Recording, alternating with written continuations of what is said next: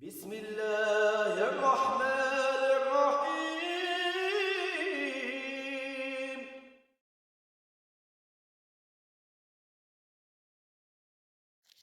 Bismillah ar-Rahman ar-Rahim. Alhamdulillahi Rabbil Alameen. Wa sallallahu ala Sayyidina Muhammad an-Nabiy al-Ummi wa ala alihi wa sahbihi wa sallim tasliman kathira. ربنا آتنا من لدنك رحمة وهيئ لنا من أمرنا رشدا ربنا لا تزغ قلوبنا بعد إذ هديتنا وهب لنا من لدنك رحمة إنك أنت الوهاب اللهم صل وسلم وبارك على سيدنا محمد وآدم ونوح إبراهيم وموسى وعيسى وما بينهم من النبيين والمرسلين صلوات الله وسلامه عليهم أجمعين اللهم صل وسلم وبارك على سيدنا محمد وآدم ونوح إبراهيم وموسى وعيسى وما بينهم من النبيين والمرسلين صلوات الله وسلامه عليهم أجمعين اللهم صل وسلم وبارك على سيدنا محمد وآدم ونوح إبراهيم وموسى وعيسى وما بينهم من النبيين والمرسلين صلوات الله وسلامه عليهم أجمعين والحمد لله رب العالمين السلام عليكم ورحمة الله. You have to put up with me for 2 classes today, inshallah. So when there's no water for wudu, you have to resort to dirt for tayammum. So alhamdulillah. So we're at Hadith 35, is that right? Inshallah. So الحديث الخامس والثلاثون قال الإمام النووي رضي الله تعالى عنه ونفعنا به آمين عن أبي هريرة رضي الله تعالى عنه قال رسول الله صلى الله عليه وسلم لا تحاسدوا ولا تناجشوا ولا تباغضوا ولا تدابروا ولا يبع بعضكم على بيع بعض وكونوا عباد الله إخوانا المسلم أخو المسلم لا يظلمه ولا يخذله ولا يكذبه ولا يحقره التقوى ها هنا ويشير إلى صدره 3 مرات صلى الله عليه وسلم بحسب من الشر أن يحقر أخاه المسلم كل المسلم على المسلم حرام دمه وماله وعرضه رواه مسلم. نعم. Alhamdulillah. So rough translation of which is narrated on the authority of our master Abu Huraira, Allah be pleased with him, that the Prophet, Messenger of Allah sallallahu alaihi wasallam said, do not envy one another and do not do Najesh, which we will talk about inshallah in the commentary, but raising the price of or offering a higher price when not intending to purchase. وَلَا تَبَاغَضُوا, do not hate one another, do not despise one another. وَلَا تَدَابُرُوا, do not turn your backs on one another or fall short in helping one another. وَلَا يَبِعْ بَعْضُكُمْ عَلَى بَيْءِ بَعْضٍ, do not let none of you sell in the place of his brother's sale. And be, O servants of Allah, ikhwana, brothers. So, وَكُونُوا عِبَادَ اللَّهِ إِخْوَانًا, that ibadullah could either be a munada, so you would translate it, and be, O servants of Allah, ikhwana, brothers, or it could be the first khabar and ikhwana the second khabar, and be servants of Allah, brethren. No. The Muslim is the brother of the Muslim. He does not oppress him. He does not forsake him. Khidlan is to forsake. He does not lie to him. He does not demean him. وَلَا يَحْقِرُهُ, he does not belittle him or demean him. التقوى ها هنا, taqwa is here. And he, sallallahu alayhi wasallam, pointed to his blessed chest 3 times. It is sufficient for بِحَسِبْ إِمْرِئٍ مِنَ الشَّرِّ, it is sufficient evil for a person أن يحقر أخاه المسلم, to demean his Muslim brother. كل المسلم على المسلم حرام, the entirety of a Muslim is sacred for another Muslim. The entirety of a Muslim is sacred and untouchable. Sacred and what does haram mean? You can't touch it. And then the end of the hadith giving salient aspects of the human that are haram. His blood, i.e. life, damuhu, wa maluhu, his property, wa irduhu, and his good name, his reputation or good name. Alhamdulillah. So one of the, the inclusion of this hadith in the Arba'in of Imam al-Nawawi, indicating that it is one of the central ahadith of our tradition, and we can appreciate just at a surface translation of it, the value of it for societal well-being. In the commentaries of this hadith, we won't be looking at Imam Nawawi's rahimahullah, but here I have a commentary by Imam al-Taftazani, the theologian, who has a commentary in the Arba'in as well. So we'll look at that inshallah.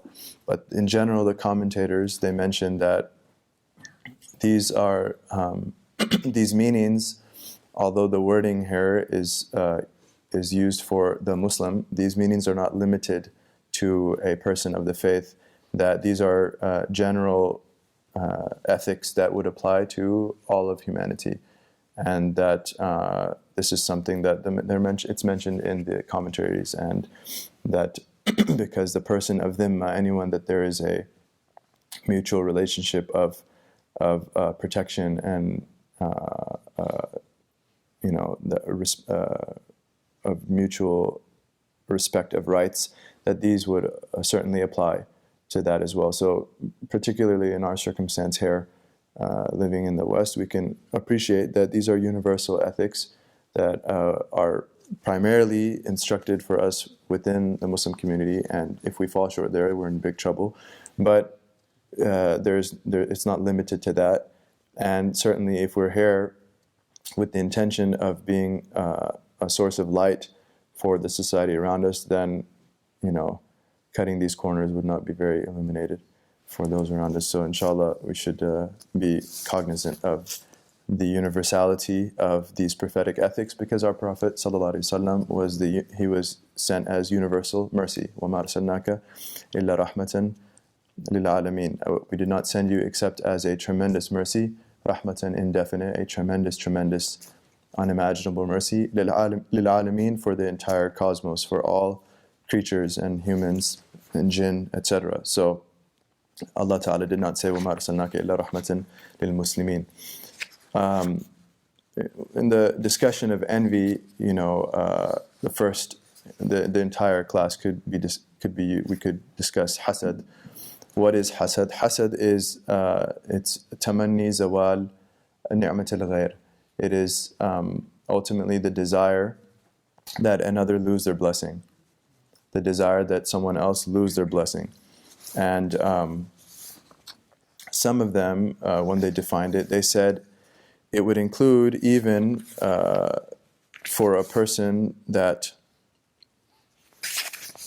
Imam al-Munawi, in his commentary, Fayd al-Qadir, which is his commentary on Suyuti's Jami' al-Saghir, he, in his commentary of the hadith, إِيَّاكُمُ الْحَسَدْ فَإِنَّ الْحَسَدْ يَأْكُلُ الْحَسَنَاتِ كَمَا تَأْكُلُ النَّارُ الْحَطَبِ, which is, beware of envy, for verily, the Prophet said, sallallahu alayhi wa sallam, beware of envy, for verily envy consumes good deeds as fire consumes wood, as fire consumes dry wood, al-hatab.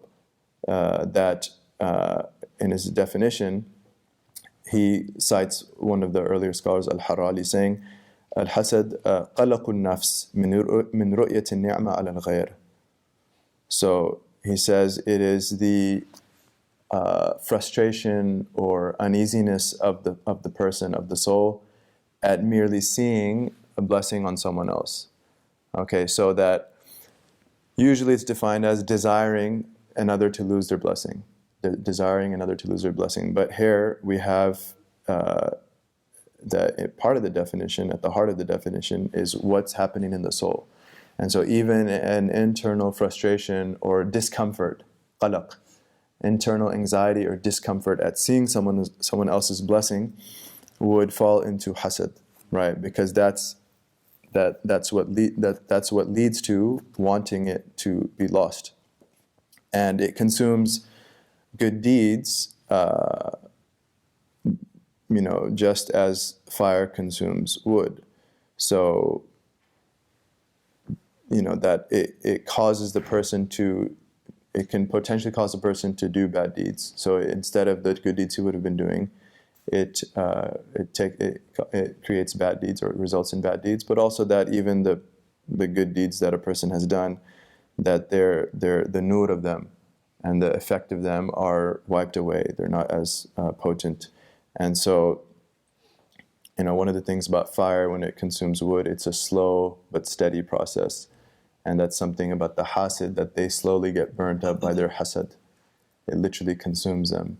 And it's a slow devouring of their very soul. That the scholars have a lot of discussion on hasad.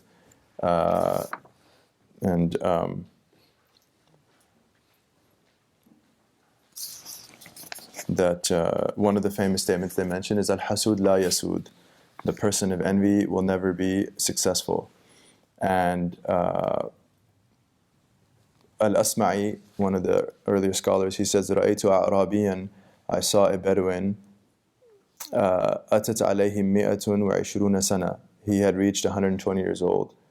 فَقُلْتَ لَهُ مَا أَطْوَلَ عُمْرُكَ. I said to him, what is it that caused your, you could say, مَا أَطْوَلُ عُمْرِكَ, or مَا أَطْوَلَ عُمْرُكَ, like ta'ajjub. What a long life you had, or the question, what caused your life to be so long? مَا أَطْوَلَ عُمْرَكَ. فقال تركت الحسد فبقيت. I gave up envy and I ended up living a long time. That hasad consumes a person and it actually can reduce the lifespan. And this is why they say that the one who suffers the most with hasad is the hasid. The person of hasad himself is the one that suffers the most from the hasad. Because if you think about it, the one that they're envious of is living their life comfortably, enjoying that blessing, and has no clue that someone has hasad for them. But the hasid, the one that has the hasad, is being consumed, like fire consuming wood. It's consuming them, and it's eating them up, and it causes all of the stress and anxiety and these things. And so Umar ibn Abdul Aziz, radiyallahu ta'ala anhu, he said, مَا رَأَيْتُ ظَالِمًا أَشْبَهَ بِمَظْلُومٍ مِنَ الْحَاسِدِ. I never saw an oppressor who more resembles the oppressed one than the hasid. That he is madloom in his dhulm. When he is a dhalim, he is ultimately the madloom. He is the most oppressed by his oppression, because it's eating him up so bad. And so then on that note, Sayyidina Muawiyah, radiyallahu ta'ala anhu, he said, لَيْسَ فِي خِلَالِ الشَّرِّ خَلَّةٌ أَعْدَلْ مِنَ الْحَسَدِ يَقْتُلُ الْحَاسِدِ كَمَا قَتَلَ الْمَحْسُودِ. He said, Sayyidina Muawiyah said, radiyallahu ta'ala anhu, there is no evil trait, there's no vice that's more just than hasad, because it will kill the hasid just as it kills the mahsud, right? So, or before even, it kills him before. And they say this is out of ham wa gham, out of his stress and anxiety. So even from a dunyawi perspective, it's not worth having hasad. It's not worth having hasad. And then certainly from an ukhrawi and perspective of the afterlife, one loses out on so much reward, and one gets so much sin for the hasad, because it's haram, right? Hasad is haram. It is a sin of the heart. And also that ultimately at the heart of hasad is objecting to Allah's decree. At the heart of hasad is objecting to Allah's decree. And on that note, some of them said, Al-Hasid, quoting Allah Ta'ala, Al-Hasid adu ni'amati. He is the enemy of my blessing, because he is displeased with where Allah Ta'ala has placed that blessing. And he is accusing Allah of dhulm. The hasid, the envier, is accusing Allah of dhulm. How? Dhulm is what? To put something other than its proper place. So when the person sees the other person's blessing and they're upset and they want it not to be there, then they're saying Allah put it in its wrong place. It shouldn't have gone there. Whether they want it for themselves or not, that's a different. But just the fact that they don't want it there is hasad. It's enough to be hasad, let alone if they want it for themselves instead.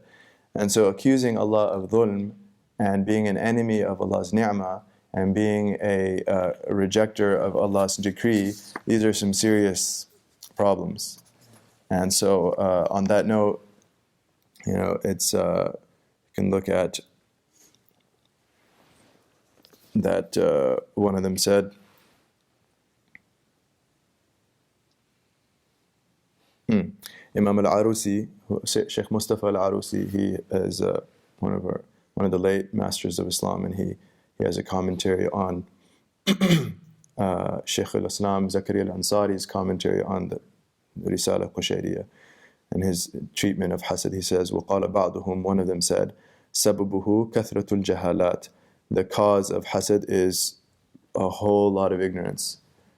Because again, accusing Allah of not knowing, of not putting things in their proper place. وَقِلَّةُ الْيَقِينِ, and a little bit, not enough yaqeen. Because if a person has certainty in Allah and Allah's attributes and Allah's rulings and Allah's wisdom, then they're perfectly content with wherever Allah puts His blessings, subhanahu wa ta'ala. وَدَنَاءُ الطَّبْعِ, and having a vile nature.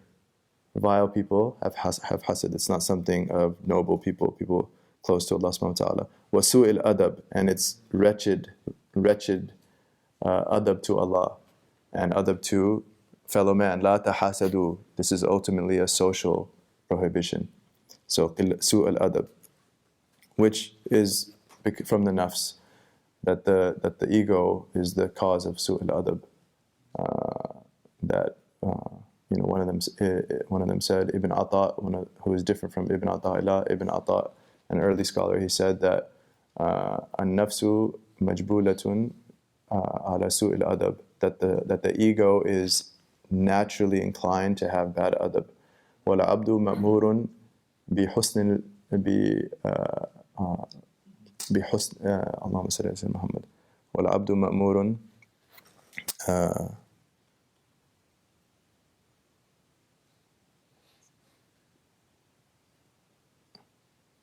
It's a really nice statement. اللهم صل على سيدنا محمد النفس مجبولة بسوء الأدب والعبد مأمور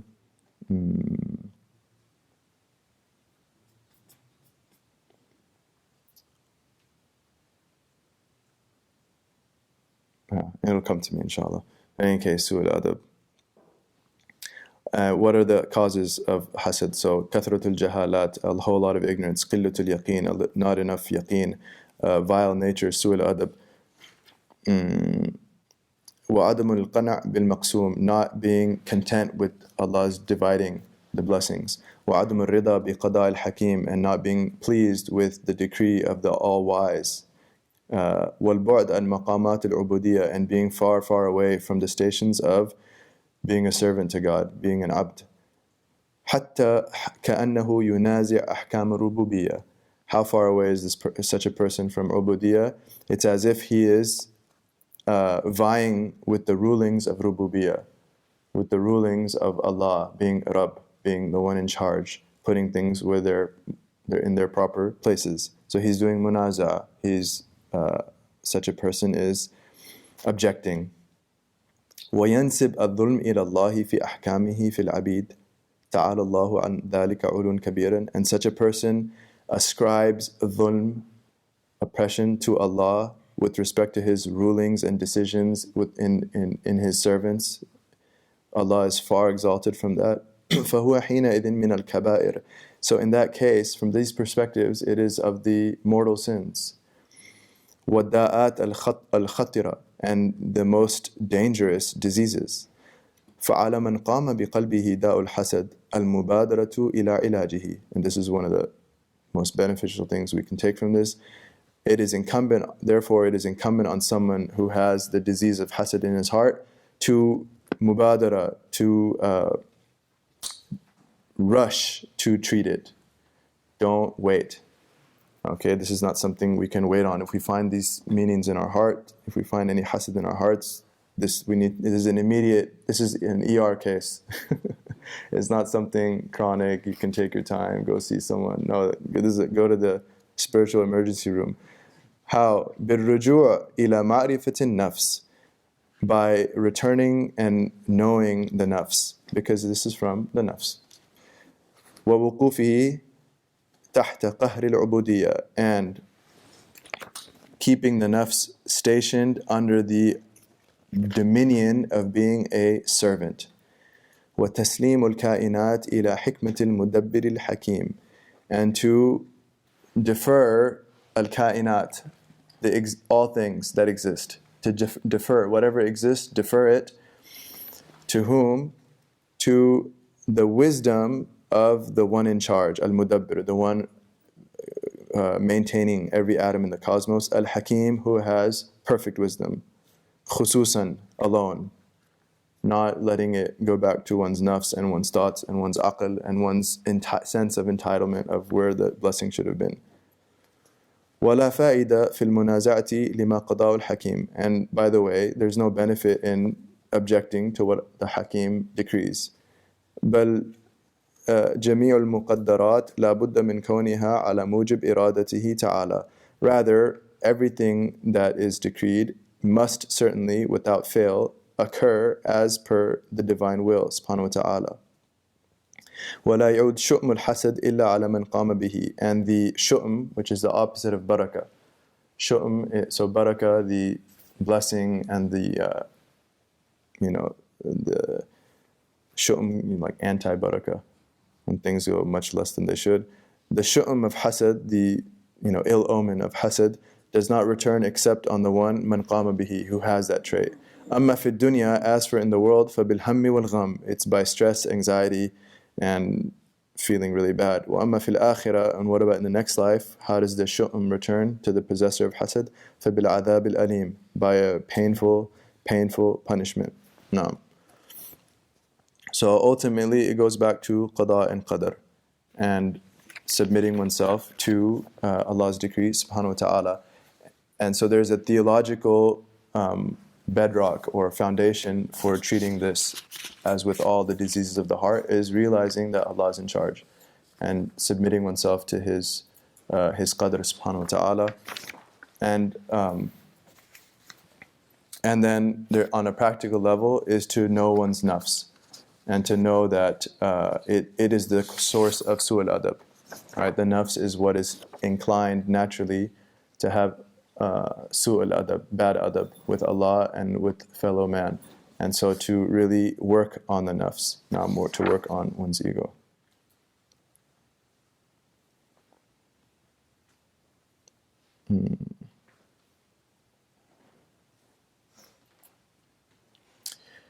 Now, in particular, we're all students, inshallah, or trying to be students.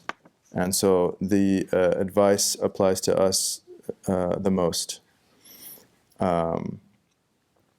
Because hasad tends to creep up amongst people pursuing similar goals. Okay, this is one of the things about hasad. Imam Ghazali discusses this, that it's the carpenter, the carpenter of a particular area will have hasad for his fellow carpenters, and the shoemaker will have hasad for the fellow shoemakers, and the butcher will have hasad for his fellow butchers, but the butcher won't have hasad for the carpenter, and the carpenter won't have hasad for the physician, and the physician won't have hasad for the scholar, and the scholar won't. It's people in the same field that usually have hasad for each other, but particularly in scholarship, particularly in seeking knowledge, hasad has a funny way of finding its way to talab al-ilm, and in religious practice, right? So Iblis, his hasad for Sayyidina Adam alayhi salam, vis-a-vis who's special with God, right? And who's special with the angels. And so on that note, Imam Munawi, in his commentary of another hadith, he cites Imam al-Ghazali saying the following. قال الغزالي رضي الله تعالى عنه. He doesn't say where, I don't know if it's the Ihya or not, but he cites Imam al-Ghazali saying the following. أحذرك ثلاثا من خبائث القلب هي الغالبة على متفقهة العصر. He says, I warn you 3 times from khaba'ith al-qalb, the vile, disgusting things of the heart, that are predominant on those of our age. He's speaking of his time, that are mutafaqqiha, that are seeking to learn the religion. And so min bab awla, A40 in our time, we're much further away from these early masters. Wahiya, what are the 3? Wahiya muhlikat, and they will destroy.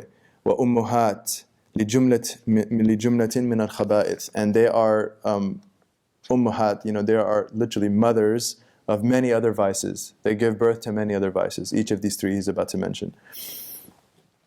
Al-hasadu wal-riya'u wal-ujub is to envy someone else, to be upset that they have a blessing that you don't have. Wal-riya, and showing off, doing things so other people can see you. Wal-ujub, and being impressed with yourself, narcissism. These are the three. Imam Ghazali is warning the mutafaqqihat al-asr, that he says these are predominant in the students of knowledge of his time, or the early graduates, and they are he says uhadhiruka thalathan, I warn you 3 times. He says fajtahid, this is his nasiha to us, fajtahid fi tathhir qalbik minha, so strive diligently to purify your heart from them. فإن عجزت عنه, if you're unable to, فأنت عن غيره عاجز, you will be much more unable to do anything else. Okay, if you prove incapable of dealing with these 3, then don't think you'll find success in other than them. ولا تظن, and this is very scary what he's saying here. ولا تظن أنه يسلم لك بنية صالحة في تعلم العلم وفي قلبك شيء من الحسد والرياء والعجب. He says, don't be deluded to think that you'll be safe just because you have a good intention in seeking knowledge. If there remains to you a single iota of hasad, riya, or ujub, even if you have a sound intention in your seeking knowledge, if there remains in you any bit of envy, ostentation, or being impressed with yourself, you won't be safe.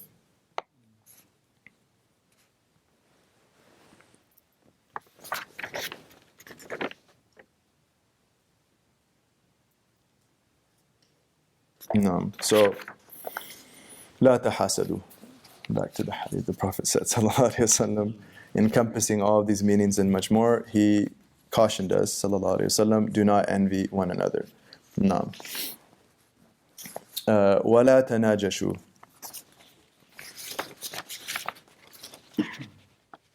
There's a narration that Sayyidina Musa alayhi salam once saw someone standing right under the throne of Allah, and he wanted to know who it was. Obviously a very special situation. And Allah Ta'ala said, I'll tell you his trait. I won't tell you who it is, but I'll tell you his trait. And he said he never once used to have hasad. He never used to have hasad for the things that I gave other people.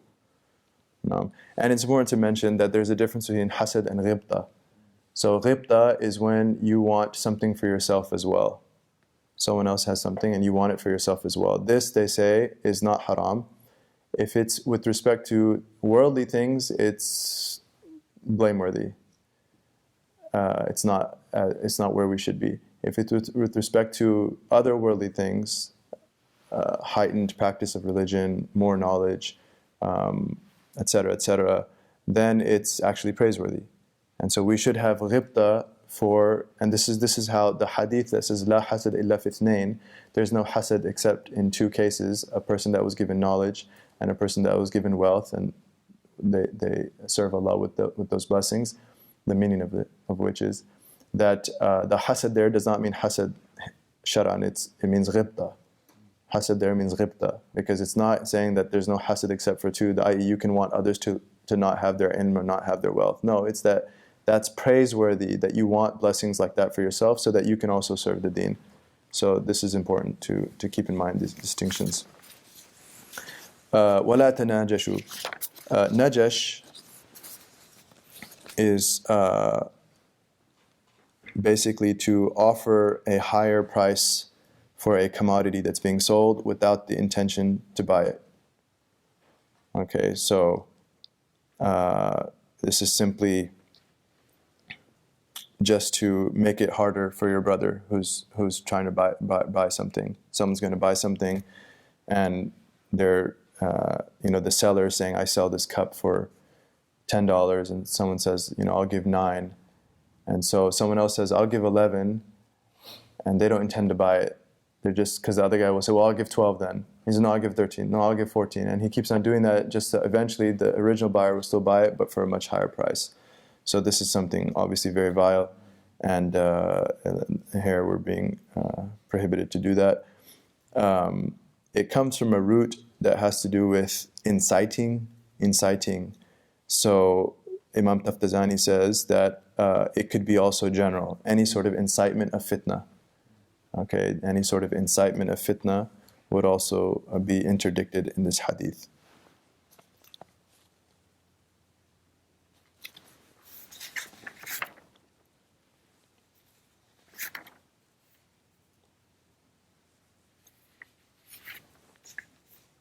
Oh, we forgot to mention with hasad how to cure it.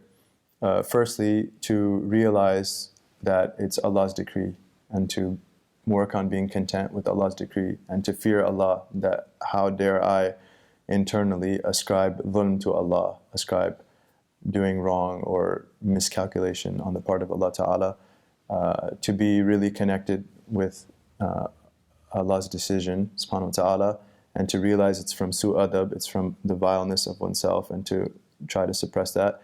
And then practically for the person that one has hasad for, if another thing they mention is to get it as early as possible. Okay, so they say, our ulama say that it's like a pimple or pustule. It starts small, but if you don't treat it, it grows and it turns into a big abscess. And if you don't treat it, it continues growing and it turns into a cancerous type of thing that just overtakes the whole limb, until the only way to treat it is to sever the whole limb. And so to get it early, hasad is something that one needs to get as early as possible, and that's when it's easiest. When it becomes so large, then it's very difficult to treat. And then they also say that practically with respect to the person that one has hasad for, is to do the opposite of whatever the nafs feels like doing. The nafs wants to criticize them, praise them. The nafs wants to harm them, do good to them. The nafs wants to take something from them, give them a gift. The nafs wants ill for them, make dua for them. And so whatever the ego is inclined to do with respect to that person, always choose the opposite and force oneself to do good until Allah Ta'ala removes the hasad and replaces it with mahabba.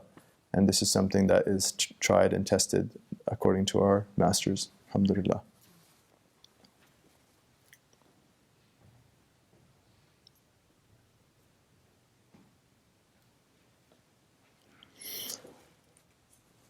No, so the third one related, وَلَا تَبَاغَضُوا, and do not hate one another. Do not hate one another. So both hasad and bughd are the opposite of nasiha, right? Hasad and bughd, envy and hatred are both the opposite of nasiha. And the entire deen, ad-deenun nasiha, the entire religion is predicated upon nasiha, which is being genuine from nusah, and also wishing well for others, wishing the best for others. And so to really take upon nasiha for, لا يؤمن أحدكم حتى يحب لأخيه ما يحب لنفسه. None of you truly believe until he loves for his brother ما للعموم, anything and everything that he loves for himself. And so that to not only want others to succeed in the afterlife, but to want them to succeed in this life, to want for their worldly success. So do not hate one another. And Imam Taftazani, he says that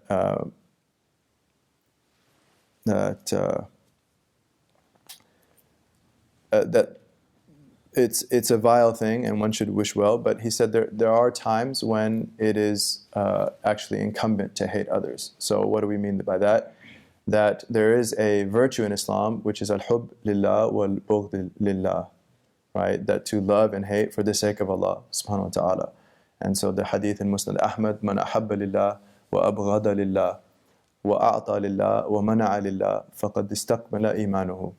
That whoever loves for the sake of Allah, hates for the sake of Allah, gives for the sake of Allah, and withholds for the sake of Allah, then his iman has reached the pinnacle, its pinnacle. He has reached the pinnacle of faith. So the very epitome of iman is when one's very emotions are aligned with Allah's good pleasure. Okay, man ahabba lillah wa abghada lillah. Whoever loves for the sake of Allah and hates for the sake of Allah, that even the emotions which we often feel that are out of our control, that such people who have reached the pinnacle of faith, even their emotions are in their control, and they can direct it only to what pleases Allah. They direct it only to what pleases Allah. So wherever there's Allah's pleasure, there's their pleasure, and wherever there's Allah's displeasure, that's what they too are displeased with. Wherever Allah wants them to give, they give. Wherever Allah wants them to withhold, they withhold. And so one's inner core and the expression of how it manifests on the limbs, these are all aligned with Allah's good pleasure, subhanahu wa ta'ala. So ultimately, this would mean that the object of hate is what Allah hates, which are the transgressions in the world, okay? Transgressions of the sacred law in the world, transgressions on the limbs as well as the vices of the heart. And so what does one hate? If someone hates for the sake of Allah another person, it's not the person that they hate, it's the choices that the person has made. If a person chooses wrongdoing, then we hate the wrongdoing.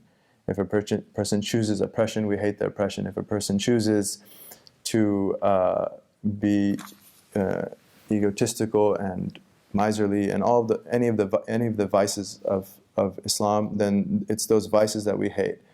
Meaning that it's nothing personal. It's nothing personal. So the person, were they to change, we'd love them, because then they've adorned themselves with things that Allah Ta'ala loves. And so it's not people per se that we love or hate, but it's the traits in them that Allah loves and hates, that we love and hate. And the same applies to ourselves. It's nothing personal.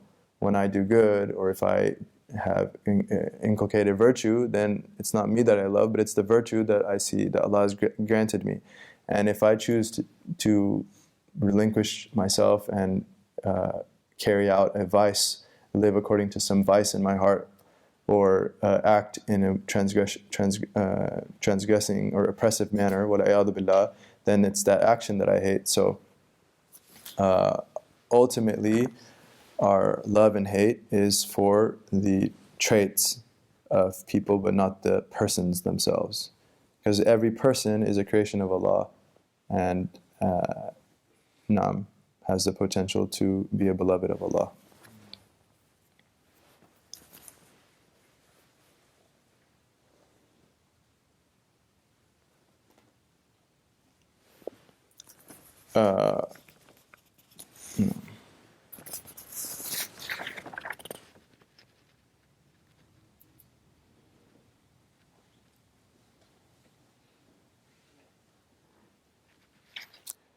They said the disasters of hatred are, Imam Nahlawi, a late Hanafi jurist, he says the disasters of hatred, meaning its harms and evils, are numerous. Among them are the following: envy. If you hate someone, you'll end up being envious. Pleasure at the other's misfortune. This is called shamata. One of the results of hatred is shamata, and shamata is it's one of the most vile things, is for a person to be pleased at someone else's misfortune. I think the German word is Schadenfreude. Schadenfreude. You can look it up. But the hadith says, لا تشامت أخيك فيعافيه الله ويبتليك. Do not have shamata for your brother, lest Allah remove his misfortune and afflict you with it instead. Right? Lest Allah remove his misfortune and afflict you with it instead. And this is in Abu Dawood. Sheikh Mustafa al-Arusi, he says that shamata is qarinu shirk. He says it's the peer or the companion of shirk. It's so evil, shamata, it's considered the peer or companion of shirk. So that's one of the harms or disasters of hatred. If someone hates someone and it grows, they can end up falling into shamata, wal'iyadu billah. Another disaster, shunning him. We're not allowed to shun people for more than 3 days, right? The hadith says that after 3, that they should make up, give each other salams, and the first one to say the salam has the reward. So if someone is hurt, if someone is offended, then they may need a little time to get over it, but after 3 days they should resume cordial relations and not let it harbor as a hatred. And they should do it for the sake of Allah. Even if it's too hard, I can't do it, I'm just too offended, well, just for the sake of Allah then. It's nothing personal. So you may not really like them, but for Allah, you force yourself to like them. And then inshallah, Allah will create mahabbah in the hearts. It results in belittling the person, lying about him, backbiting him, divulging his secrets, mocking him, harming him without just cause, and not fulfilling his rights, such as kinship ties, paying back a debt, or warding off oppression. All of these harms emerge from hatred. So it is a seed of a very vile tree. وَلَا تَدَابَرُوا. The dubur is the back. So وَلَا تَدَابَرُوا literally would be do not turn your backs on one another. Okay, do not turn your backs on one another, meaning do not cut each other off. And don't leave them hanging, you'd say, in our modern parlance. That so be there for other person. وَلَا يَبِعْ بَعْضُكُمْ عَلَى بَيْعِ بَعْضٍ. Do not let one of you sell in his brother's sale. So according to the Hanafis, what this means is that if two people are transacting in a sale, okay, and they're discussing, they're negotiating the price, then it's fair for someone else to come and offer another price. And this is traditionally how transactions always worked. But once they agree on a price, if they go ahead and carry out the sale, then if someone else comes makes a higher offer, the seller cannot give it to him instead unless the original buyer cancels the sale. So it doesn't apply there. So when does this ruling apply? It's when the price is agreed on and they've agreed to do the sale, but they haven't done it yet. Okay, so me and Ahmed, we agree, we debate, we negotiate the price, how much I sell him this cup for. We agree on $10, and we haven't actually done the actual sale. And then if someone else were to come and say, I'll give you 11, that's sinful for them to do that. Okay, but if we've already done the sale, bi'tu shtaraytu, and he owns it now, so now if someone else comes and offers me $11, I can't do that unless Ahmed agrees. So the point is that period between agreement of price and actual sale, according to the Hanafi school. And this is makruh tahrim. It's sinful, and it obviously related to the hadith. It causes ill will between people. No. So وَكُونُوا عِبَادَ اللَّهِ إِخْوَانًا. So be, O servants of Allah, or be servants of Allah. And so the Prophet ﷺ, look at that idafa, عِبَادَ Allah. That at the heart, we said, of these diseases was being unaware of Allah and having bad adab with Allah subhanahu wa ta'ala. But if we keep Allah in mind and interact with each other for the sake of Allah, ad-din al-mu'amala, the entire religion, i.e. our vertical relationship with Allah, is al-mu'amala, our horizontal relationship with each other.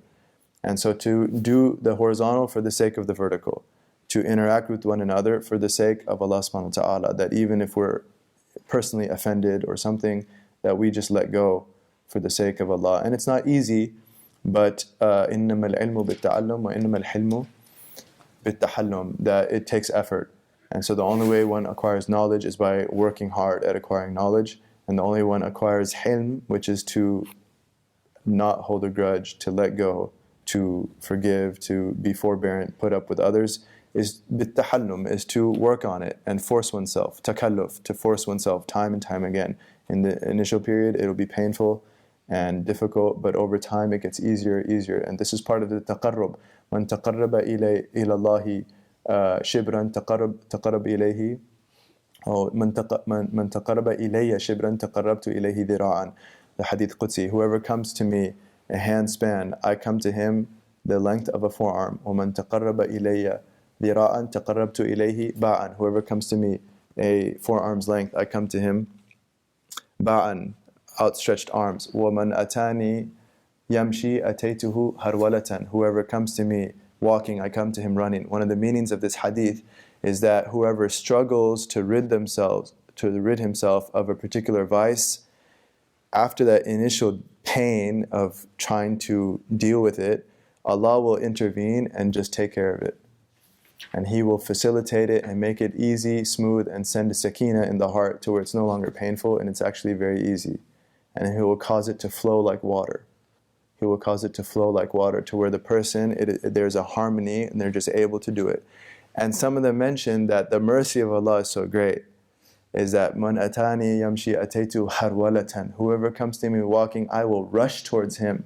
That one of the meanings of rushing to the servant is that if the servant has 10 vices, for example, and they struggle hard and they get rid of one, Allah will take care of the other 9. Allah will take care of the other 9. And this is something, a person works on a particular vice, their second vice, and suddenly, third, fourth, fifth, they're not even there anymore.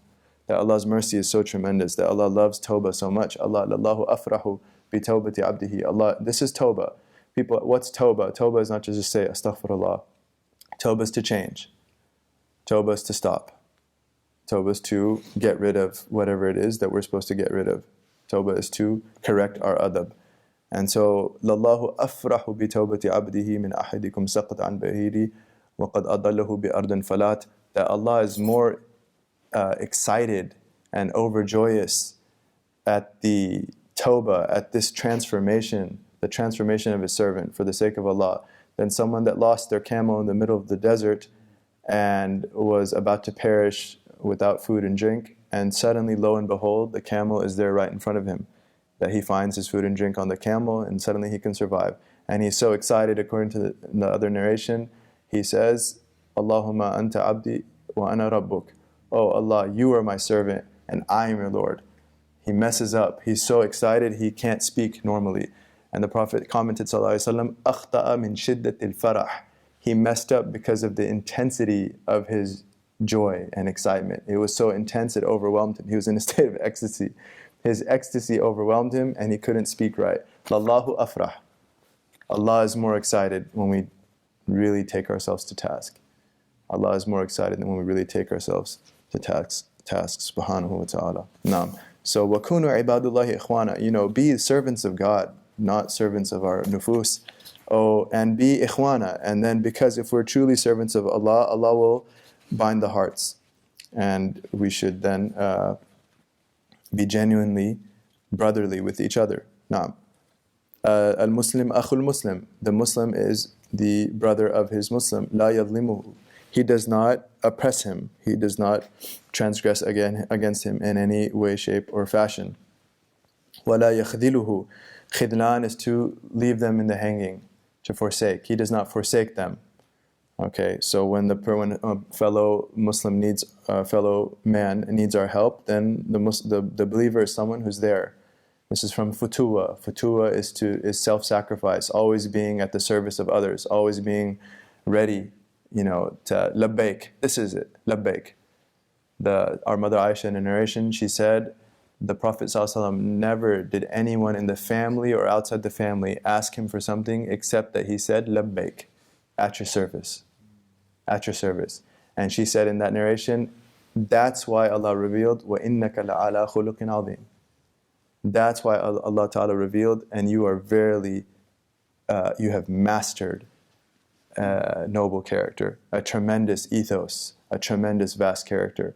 Because what? According to this hadith, labbaik. Anyone that needed him, sallallahu alaihi wasallam, labbaik, at your service, at your service. Because it's not the burden of helping that person and they get the advantage. No, it's the advantage of Allah's good pleasure. It's ad-din al-mu'amala. It's seeking Allah in each other. It's seeking Allah in each other. Naam. وَلَا يَخْذِلُهُ. So he does not forsake him. وَلَا يَحْقِرُهُ. He does not belittle him, mock him, mistreat him, hurt his feelings. And these are, وَلَا يَحْقِرُهُ. I mean, we live in a culture of mocking. We live in a culture of amusing ourselves to death. In the words of the late Neil Postman. We live in a world of, it's all just fun and games and jokes and making fun of each other. And no, the believer is someone who's so cognizant of the feelings of his fellow brother or sister. So cognizant. And they say that the other, that if a person mocks someone else, and even if the person, because a lot of times someone gets made fun of, but because of the situation, they can't express that they're hurt. They say even then it's sinful. Even if you can't perceive that the person is hurt, but deep down they are hurt, you're responsible. So joking, there's an art of joking. One has to really understand people to joke properly. Joking is from the sunnah if it's done properly. Humor is from this, there's a prophetic humor, we're not denying that. But to make fun of others, this is not from, the Prophet ﷺ never made fun of anyone. And so learning how to have a good time while respecting the hurumat, while respecting the sanctity. Muslim kullu haram, the entire Muslim, person of the Muslim is sacred. So وَلَا يَحْقِرُهُ, that these are something, and we should really enjoin these on the old and the young. You know, the young people especially, that they need to embrace these meanings. وَلَا يَحْقِرُهُ, you know, that there's a hadith, Ibn Abi Dunya narrates a hadith, that the one that mocks others on Yawm al-Qiyamah, he will come and Jannah will open its gates and say, Halumma, halumma, come, come, come. And as he approaches, it shuts the gates. And then he turns back and it opens it, come, come, halumma, halumma, come. Jannah opens and he comes and shuts its gate. And it does it over and over, mocking him. Jannah will mock him. Yeah, ahlan wa sahlan, shut the gates. Until he it'll open and he won't even try, realizing that Jannah is just mocking him. Yeah. So never mock anyone. Never make fun of it, never belittle or demean any other human being. And then the Prophet said, sallallahu alaihi wasallam, what's the heart of it? At-taqwa ha-huna. At-taqwa ha-huna. Taqwa is here. And he pointed to his blessed breast, sallallahu alaihi wasallam, 3 times. Sallallahu alaihi wasallam, at-taqwa ha. It's all here. You know, any vile word is because of the vileness in the heart. Any vile word or vile action is because of the vileness in the heart. And so the way of the Prophet ﷺ is to have adab with Allah and adab with creation, and the heart, when it's sound, then the words and the interaction will be sound. And one of the things Imam Taftazani mentions here, he says, قَالَ بَعْضُ الْعَارِفِينَ, he says one of the Gnostics said, one of the mystics said, that this, because the asl is haqiqi, the default is to take the words of the Quran Sunnah literally, unless you're unable to.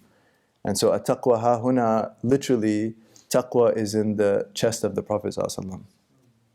Taqwa, the masdar, the source of taqwa in the universe is his blessed sadr, sallallahu alaihi wasallam. He wasn't being figurative. At-taqwa ha-huna, to his chest, sallallahu alaihi wasallam.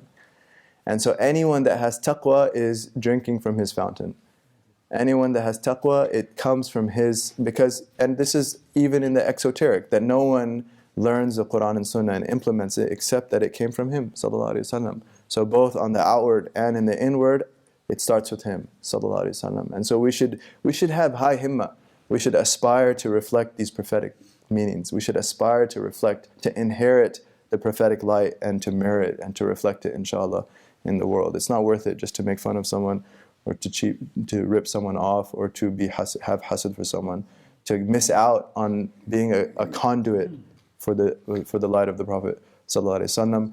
It's sufficient evil of a person to demean his Muslim brother, and the entirety of a Muslim is sacred and sacrosanct on every other Muslim, his life, his property, and his good name. So that obviously his life, to not physically harm another person, his wealth, his property, to not take it, to not harm it. And then the good name, and we can't emphasize enough that the vice of ghiba, the vice of backbiting and speaking ill of others, never speak about anyone else unless it's positive. There's no neutral. Unless it's a positive thing, don't, it's not worth it. Don't speak about someone else. Because his ird is haram. His ird, it's like the haram. You know, it's a sacred precinct, the good name of our fellow Muslim brother. And this is something that, especially someone who is pursuing knowledge and who wants to be a leader of any sort, whether in the community or their own family or whatnot, if a person's still struggling with the ghiba, then they haven't started. They have a long, long way to go. I don't care how, it doesn't matter. They could have Quran memorized, Hadith memorized, the sayings of the ulama memorized. They could, write dissertations and papers and whatnot. But if they are speaking ill of others, then they haven't really started. No.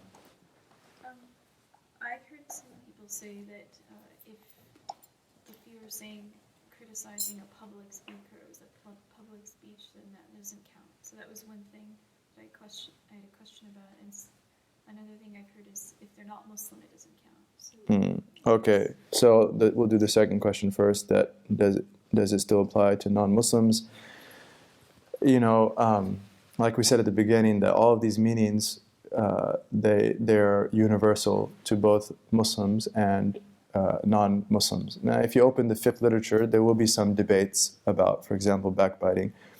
But again, certainly that if we are here on the, with the intention of spreading the light that we were honored to receive, inshallah, then it doesn't really help if we're talking about non-Muslims behind their backs.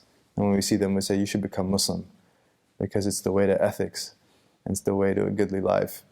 And then when they're not there, we speak. So, there might be a fiqh, some debate amongst the fuqaha in the classical literature, but a general rule that one can learn is that anything that applies to the Muslims applies to Ahl al-Dhimma, people that, which not meaning that term in the pre-modern context, but in the modern context of anyone that there is a fellow citizens. When a person is living in a society, fellow citizens, that's basically what Ahl al-Dhimma means. So that we should have taqwa and apply that to all. First question was what again? Some people say it's fine to criticize somebody if it was a public speech and therefore you're... Yeah. So there are certain exceptions of ghiba. One of them is if they're openly sinning. So if someone is openly sinning, then they have raised the veil. And so then it's their fault if others speak about it. So then if speaking about that particular sin, not speaking about something else about them that's not related, but if one mentioned that, then that's not sinful. But it's not a virtue either, right? One of the Salaf was asked about, is it ghiba to speak about the fasiq al-mu'lin, someone that's open about their fisq? He says, la wala karama. He says it's not, but it's not a good thing either. But as for a general public, like a talk or something that someone gives, to be critical of that, it depends on the situation. I think it depends, and one has to see if there's a benefit, for example. But in general, one should have taqwa and not, if they say something wrong, if they say something that can cause a misunderstanding, if they say something that needs clarification, if they say something that can be misconstrued, then there's a need to correct it or something. Then that's one thing. But just to speak, if someone just says that was a bad talk or something, that's ghiba of that person. That is ghiba of that person. To say anything related to a person, to speak about something that they wrote, something that they said, unless there's a benefit that they have to correct, for example. But in general, they say even, speaking about someone's clothing, speaking about someone's home, speaking about someone's vehicle, speaking about someone's relatives, speaking about someone's anything, that's all ghiba. Yeah, so one should be careful 99 times before, no. It's even backbiting if you talk about somebody's dog. Yeah. And someone's pet. Because it would hurt the feelings of the owner. Anything, the general, what's ghiba? ذِكْرُكَ أَخَاكَ بِمَا يَكْرَهُ. What the hadith says, to mention your brother with ma, this is for umum, anything he wouldn't like. To mention about your brother anything he wouldn't like. But there are other exceptions too. If someone's seeking a fatwa, so, like it happened at the time of the Prophet ﷺ, Hind, Allah Ta'ala, went to the Prophet and said that her husband wasn't giving her the wealth that was her right. And the Prophet ﷺ said, he didn't say that's ghiba of your husband. No, he said, no, take what you need, even if he doesn't know, and etc. If someone is counseling for business or marriage, and they're genuine in that, then to warn someone that of a harm, something harmful, and no, there's a few others, but those are. Sorry, but one other thing was does it count as ghiba if like you're not mentioning somebody by name, or you're not mentioning somebody by name, you're saying, I know someone who XYZ, or there's this family member in my family who has this thing, or Yeah, does that so still count? speaking vaguely about someone, as long as the person remains majhul to the listener, as long as it's not known who's being spoken about, then it wouldn't fall under the ghiba that's sinful. But one has to be careful, because if they say in a way that the other person can figure it out, then it's no longer majhul. And then also, one should try to work on ghiba of the heart, of having a bad opinion of others. Imam Ghazali says that's ghiba of the heart. So, something, inshallah, we should all be cognizant of. Is it ghiba even without words? If, for example, you're sitting in a setting and one person says something and the two others look at each other, just they happen to make eye contact and laugh, for example. Absolutely. Yeah, ghiba includes hand gestures, a wink, a look, even a look that's mafhum, that's understood to entail something that the other party wouldn't like, then it's ghiba for sure, and this is mentioned in the books. And you kind of helped me out with this question, but I believe there's... And also, excuse me, it's wajib to defend your brother. It's wajib to defend your brother. So if you're in a gathering where there's ghiba, then you have to say, Allah has prohibited us from this. We can't speak ill of him, and to condemn it in some way. And if it's something that's completely out of your hand and you can't speak up, then you have to hate it in your heart and leave that gathering. No, but I cut you off. So I'm struggling to understand a hadith in the Shama'il al-Tirmidhi where the Rasul was with Sayyidah Aisha radiallahu ta'ala anha, and someone was going to enter into his home or into where he was, and the Prophet said something before the person entered, and then acted in a certain way with that person. So how can we understand that in light of this conversation? Yeah, that's discussed by the scholars, that hadith. They say that Allahumma salli ala Sayyidina Muhammad, that it was like a warning. So it was one of the exceptions. It was a warning as to, because he could cause harm. No, but I'll also double check the commentary. This is what I recall. No, you had a question? No, I can't read it. Oh, okay. So we'll just wrap up with. I was wondering if you go over just like a brief overview of like you mentioned a couple of them, but all the exceptions for that. The exceptions, inshallah. What exactly about them? Do you just, what is exception of being telling people and being careful of the exception, or what is exception about the person specifically? Sorry, what was the second question? Just in regard to like the open sitter. Mm-hmm. There's an exception about the open sitter. What exactly is the exception regarding that person? Like you warn people about them? Like what are you permitted to say about that person in the exception? Okay, so the exceptions of ghiba.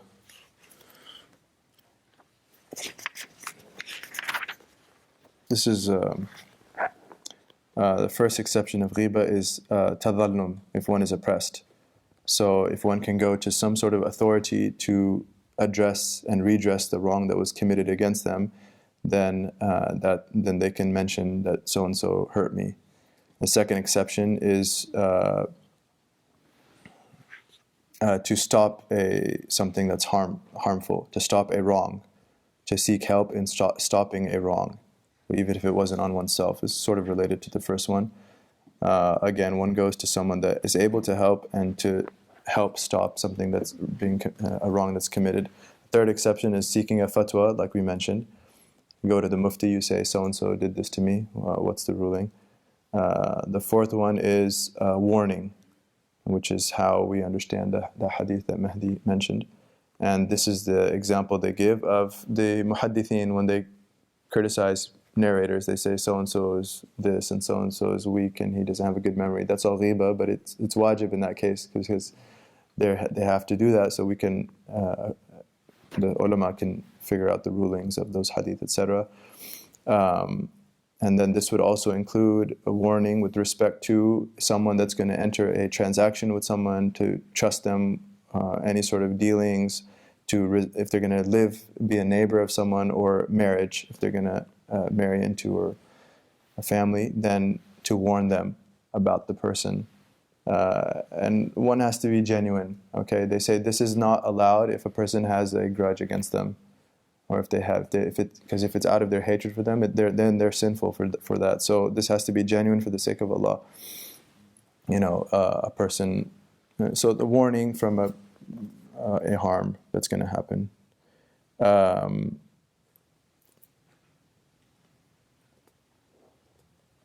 the niyyah has to be nasiha. No. And the same thing, if someone sees a student going to a teacher who is a person with bid'ah, or is a sinner, or something like this, then to warn them with the intention. But he says that this is where many people go wrong, and the person might be pushed by hasad and the shaitan, and so make him think that he has nasiha. So a person has to be very careful and observe their heart when they do this. And one of the signs, a good sign, is if a person hates to do it, they're kind of forced to. That's a good sign. It's like, you really don't want to.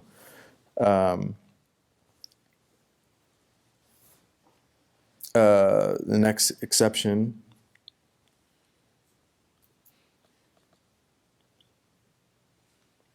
is someone like in a work environment, they're not doing their job right, so you go to the boss.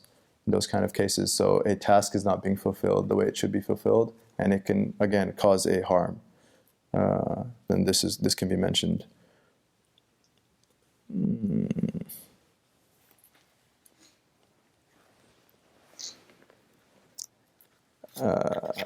If someone is open in their sin, okay, then again mentioning that public wrong would not be sinful. It would not be ghiba.